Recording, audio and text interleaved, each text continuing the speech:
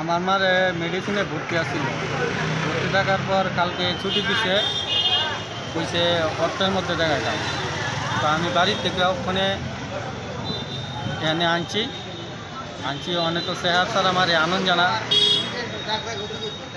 তাইনে চেহারটা লই আইছে এন থেকে আমার এন্ডোস্কোপি না কি কয় এটারে এটা করাই আছে আমাদের 300 কে টাকা। আনছে চেয়ার দিয়ে আপনার মারে কে আনছে?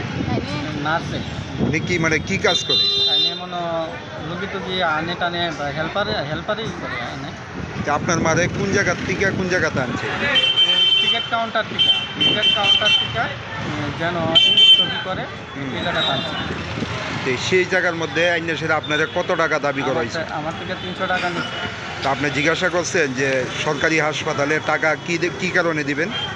না আমি এমনি কিছু কইছি না, তাই নিয়ে কইছে হ্যাঁ রুগী ধরলে টাকা লাগবে। এই 300 টাকা যে চাইছে আপনি কত টাকা দিছে? আমি 300 টাকাই দিচ্ছি, তাই নিয়ে কম মানে না। আপনি জানেননি যে জিবি হাসপাতালে কোনো টাকা লাগে না, এই ব্যাপারটা জানেন আপনি? আমি জানি যে কোনো টাকা পয়সা সরকারি হসপিটালে কোনো টাকা লাগে না, কিন্তু তারা তো একটাই কথা কয় যে আমরা রুগী ধরলে টাকা লাগবে। এমনকি প্রত্যেক রুগীর কাছ থেকে টাকা নেয় তারা? আমি যতদিন মারে ড্রেসিংও পাল্টাই ড্রেসিংও করাইছি, আমার থেকে ঠিক এইভাবেই টাকা নিচ্ছে। যে মহিলা টাকা নিছে ওনাদের মানে ওনার নাম টাম জানেন কিছু? আমি নাম জানি না স্যার। কোন ওয়ার্ডে ডিউটি করে?